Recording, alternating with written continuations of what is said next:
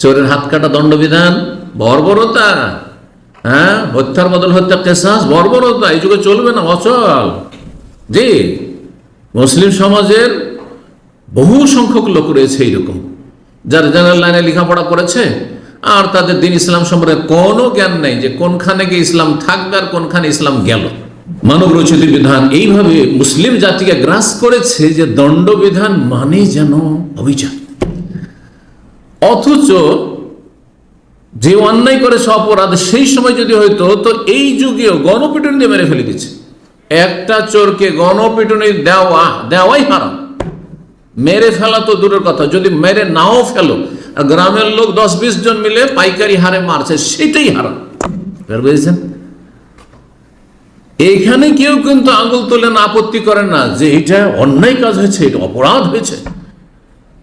কেমন অজ্ঞতা মুসলিম সমাজে! কিন্তু আমাদের অধিকাংশ আল্লাহ না করে কোনো চোর মুসলিম ধরা পড়লে বাঁচবে না। আমার চোখের সামনে দেখেছি মাদ্রাসায় ছাত্রকালে 3টা চোর রাতে ধরা পড়ে, সারা রাত পিটুনি দিয়েছে, ফজর আগে শেষ। ফজর পরে আমরা গিয়েছি তামাশা দেখতে, শুনতে পেলাম হইচই, গিয়ে দেখছি একটা দুঃখ দুঃখ করছে, তার কিছুক্ষণ পর সেটাও গেল, মারা গেল। অথচ আল্লাহ বলছে যে হাত এতটা কাটতে পারবে, এতটাও কাটতে পারবে না, এতটা ব্যাস, এতটুকু কবজি পর্যন্ত, এই পর্যন্ত। এখানে পর্যন্ত যদি কাটেন হারাম কাবিরা গুলো করল, জানলেন সে যে কাটবে, যে শাসক কাটার হুকুম দিব, যে জাল্লাদ কাটবে। চিন্তা করুন তাহলে, দিন ইসলাম সম্পর্কে জ্ঞান না থাকার কারণে দিন ইসলামের ন্যায়সঙ্গত দণ্ডবিধানকে বর্বরতা বলছে, আর অহরহ জুলম অত্যাচার হচ্ছে, অবিচার হচ্ছে, সেগুলি কোনো ব্যাপার না, সে কোনো ব্যাপার না। বড় দুঃখের বিষয়। ইমাম ইবনে তাইমিয়া রাহিমাহুল্লাহ বলছেন, মান সাব্বাল্লাহ আও রাসূলাহু ফাহুয়া কাফির যাহিরান ওয়া বাতিনান, যে ব্যক্তি আল্লাহকে গাল দেবে বা রাসূলকে গাল দেবে সে বাহ্যিকও কাফের আর তার ভিতরও কাফের। সাওয়াউন কান, যদিও সে বলে আমি ভিতর থেকে বলিনি, মন থেকে গাল দিনি।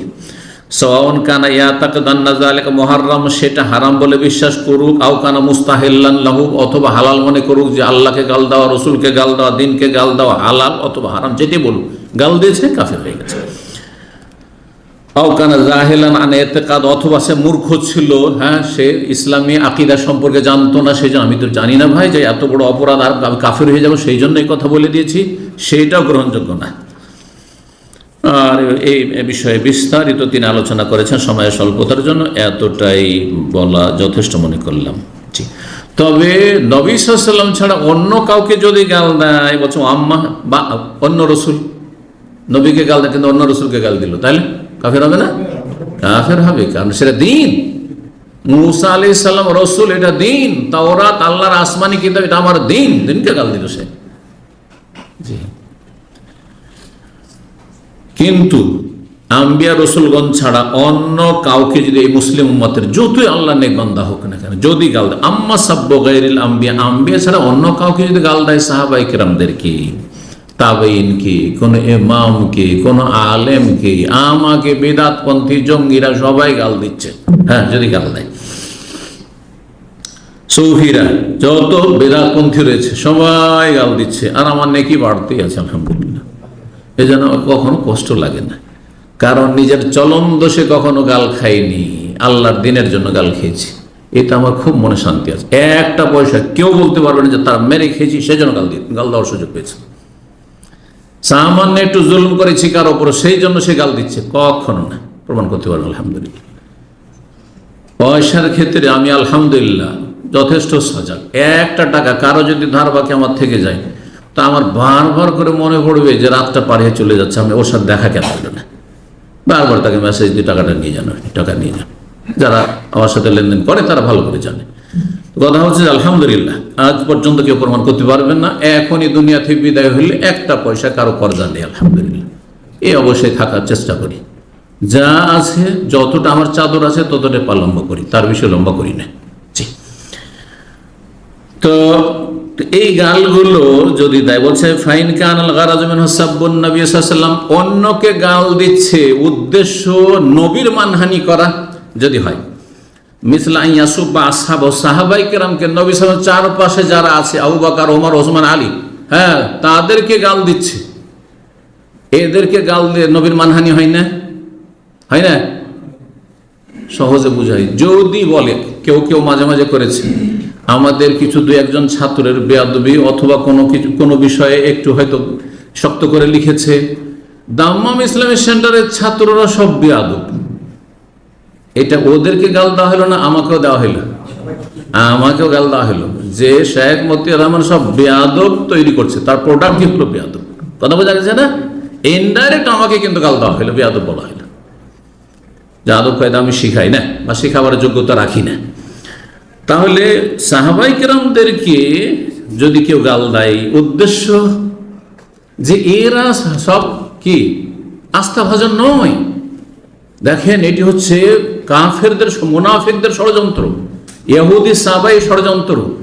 যখন নবী সাল্লাল্লাহু আলাইহি ওয়াসাল্লাম চারপাশে যারা এই শরীয়ত বহনকারী, হাদিস বহনকারী, আয়াত বহনকারী, যাদের মাধ্যমে কোরআন সংকলিত হয়েছে, একসাথে করা হয়েছে, হাদিস সংকলন হয়েছে, হাদিসে তাদের থেকে সাহাবীরা সব বর্ণনা করে, আন আবি হুরায়রা, আন আবি বকর সিদ্দিক, আন ওমর, আন ওসমান, এইভাবে তারা সবাই যখন রাফেজি শিয়াদের কাছে কাফের হয়ে গেল, তাহলে আর শরীয়তের কোনো মূল্য থাকলো?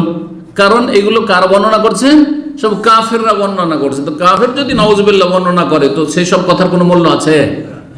আপনার কাছে, আমার কাছে কোনো কাফের বিজাতি যদি কোনো ধর্ম বয়ান করে, তার কোনো মূল্য আছে? এইটাই তো শিয়াদের ধর্মীয় আকীদা, ইসলামকে ধ্বংস করে দেওয়া, পুরোপুরি ধ্বংস করে দেওয়া। যে নবী সাল্লাল্লাহু আলাইহি ওয়াসাল্লামের চারপাশে যারা ছিল, 1 লাখের বেশি, 1,24,000 বলা হচ্ছে, 14,000 সাহাবায়ে কেরাম নবী সাল্লাল্লাহু আলাইহি ওয়াসাল্লাম হজ করেছেন শুধু, তারা সবাই কাফের হয়েছে শুধু 4-5 জন ছাড়া।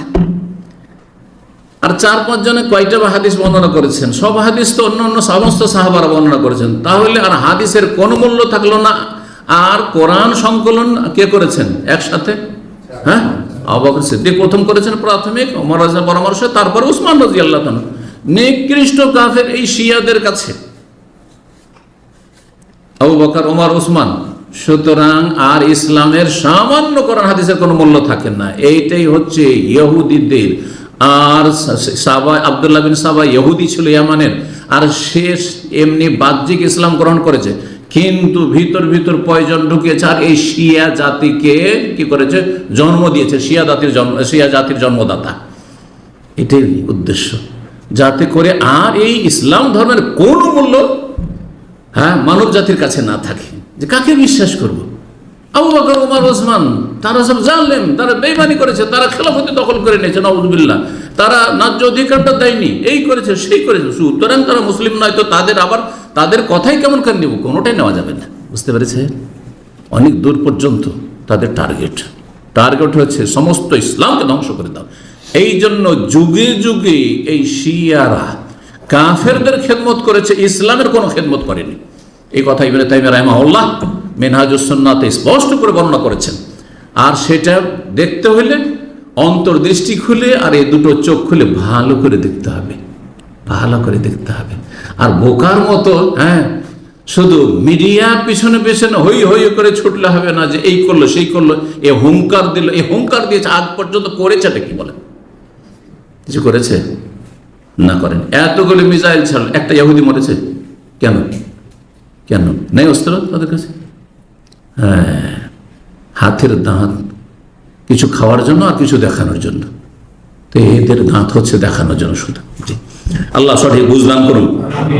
এবং যারা শিয়া প্রেমী, শিয়াদের দলভুক্ত আমাদের দেশের, তারা সুন্নি নয়, শিয়াদের খাদেম। তাদের মধ্যে জঙ্গিবাদও রয়েছে, আর তাদের মধ্যে শিয়াদের বদাকিদা রয়েছে। সাহাবাকে তারা অবমাননা করেছে আর করে যাচ্ছে।